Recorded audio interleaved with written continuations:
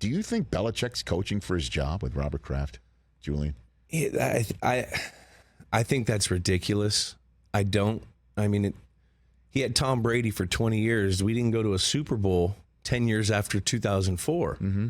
You know, this stuff takes time. The hardest thing in the world is to find a quarterback for an NFL franchise. I mean, look at the 49ers. They haven't had a long-term quarterback since Steve Young. They've had all these guys that come in. They've had, Kaepernick. They had Alex Smith. Was he good? Was he not good? They haven't had a long-term guy. And that's what, like, everyone in the that's everyone in the league right now. It's the biggest crapshoot. If you have a quarterback, you can win. And right now, they're going to be very competitive. They're still trying to mold Mac. They're trying to bring things around him. I think Billy O'Brien being there is a huge addition. It allows Bill to have his mind on the whole team, unlike last year where you could tell he was probably in the offensive meetings when you have, Matty P and Joe Judge. Well, that's the issue, okay? And that's where the hot seat comes in because Belichick was the one who did, in that crucial second year for Mac Jones, bring those guys in. And the theory is that Kraft's like, we're going to Bob. We're going to bring him back. B.O.B.'s coming back because I think we can get him from Alabama, and you're going to call him the offensive coordinator, and we're going to put out a 2-line press release to announce that, along with Gerard Mayo staying. That's where people start talking about hot seat here, that there's some embers. You don't believe it, though. I can't see it.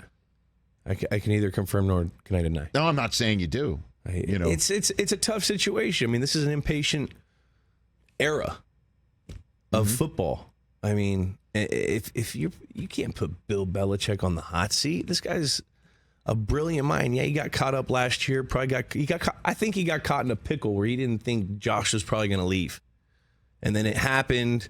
Didn't have what he had going forward, and he's like, screw it, we're gonna try this out, and it backfired on him. Coach, Coach is the first one to say last year was a train wreck. Mm-hmm. But, you can't put him on the hot seat. He would always talk about, like, you guys. Look, guys, Troy Brown, he's over here stripping guys for footballs. We got to do it on the road. He'd always talk about those road wins. Remember when Tom threw the interception in San Diego and Troy ripped it out? Yeah. And then they went on and won that, like, I've seen that play so many goddamn times. Belichick would just show it to you? Whenever we go on the road on the playoffs, he's like, this is how you have to start. This is what you have to do. Big players have to make big plays in certain situations. Things aren't always going to go right, but this is what we have to do. He told us. And he returned a punt that game, I believe. He told a story. Brown did everything. He's told a story, Belichick, when we did the NFL 100 show, saying that he would show teams about being situationally smart when there's a fumble for defenses to know if there's a fumble and the clock's running, you've got to make sure that you're ready for the next play if there's some sort of quick snap that's coming. And he would always show Steve Young doing it against the Giants back in the day when Jerry Rice, there was a fumble and they ran back to the line of scrimmage and then Jerry Rice was wide open. And I thought to myself, that's why he shouldn't be on the hot seat. The Peter, like, Peter get back. Call. Right, just Peter situation. The guy has an encyclopedic knowledge of the game from the last 40 years that no other coach can kind of touch. I know a lot of other coaches are prepared, and a lot of coaches can. Honestly, it's true. I mean, get out of here with getting rid of him. That's nuts. It's absolutely ridiculous. It is. And to get to the, I got a little story. Anytime we're in lunch line, at the cafeteria, I grew up a huge Niners fan. We all know that. Okay. My dogs were Dwight and Montana. Those were my two dogs, Dwight and Montana. Mm-hmm. And I would tell Bill that in the lunch line after like 8 years of getting comfortable around him where I could talk to him.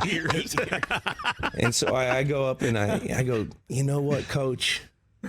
Roger Craig didn't fumble that goddamn ball. We'd have 3 Super Bowls in a row.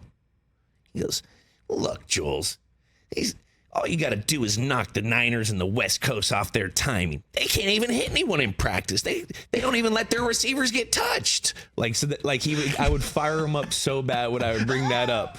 When I would bring up Niners stuff, those get out of here. This is soft.